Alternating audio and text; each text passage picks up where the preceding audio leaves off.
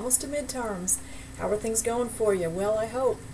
We have a lot of neat stuff to cover this week. Everything that you work on each week, you see how it kind of builds together towards that business plan you're working on. Everything we study each week, we pull from that, and we're using it to kind of build our companies. So we're looking at all the different aspects, things that would be needed to be considered in actually formulating a company someday down the road if you haven't started one already. And also your research assignment. All these things kind of work together and they build on one another each week, but yet they're separate in what you're learning. So see if you can't kind of piece these things together like a jigsaw puzzle and get the whole picture by end of term.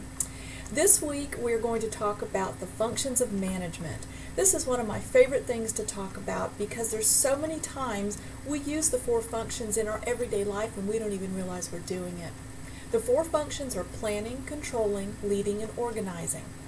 If you're a mom or dad, or if you're an auntie or a big brother or sister, uncle, grandparents, whatever, don't you normally make plans? You organize how they're going to be done, you lead the people that you need to lead to get them done, and then you control how things work out?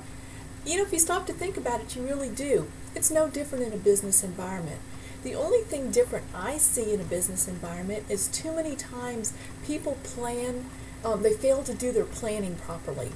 They get into a situation and they say, okay, we're going to do this and this, and we're going to do it this way. But they don't stop and plan it out. And then they end up with really poor results and have to go back and redo things, have to reconsider, have to restructure, things like that. Planning is really big and is not given a lot of credence. I think before you started back to school, didn't you kind of sit down and make a plan for how you were going to be successful? That's exactly what I'm talking about. Taking the time to think through things before you do them is planning. So we're going to cover that in several different areas this week in our work. And again, it's one of my favorite areas to talk about. So if you have questions, be sure to ask me, but also read my comments to you as well on these areas. We're also going to talk about organizational structure. This is going to be whether you have a tall or a short or matrix structure. There's a variety of different structures out there about how organizations are set up. Normally you think about like the President of the United States. He's in the top box, and then it comes down, you have the Vice President, and then you have the Speaker of the House. Or in a business, you have the President of the company and all of his Vice Presidents, and under him are executive directors, and under him are managers. There's a bunch of different ways to organize as a structure a company. Look at the different ways. Think about different companies that you're experienced with. How are they structured? How are they set up? We're going to look at that some more, and again, lots of questions if you have them. Ask me early on so we can clarify things for you to make the best responses and the best grades possible.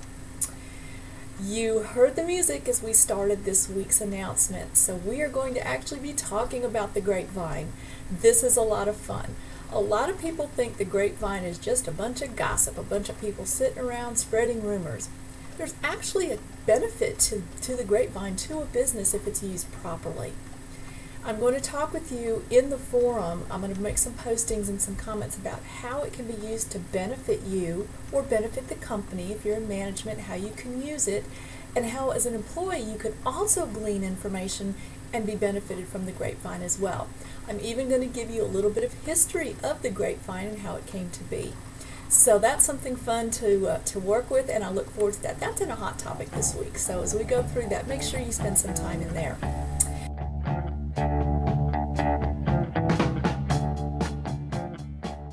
the final thing I want to talk about for this week is culture.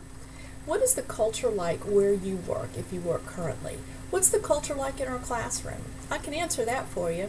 We're somewhat laid back, but yet I still have a professional, what's the word I'm looking for, expectation of you guys.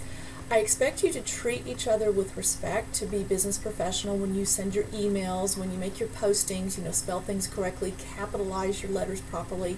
But yet we're still kind of laid back because we can speak in a non-formal manner to one another.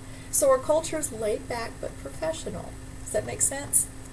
Okay, I'm going to let you guys go early. This is a little announcement just to let you know what we're doing, the usual work, discussions, hot topic, business research, and the business plan. So if there's any questions with anything, feel free to get back with me. See you in the classroom. Bye-bye.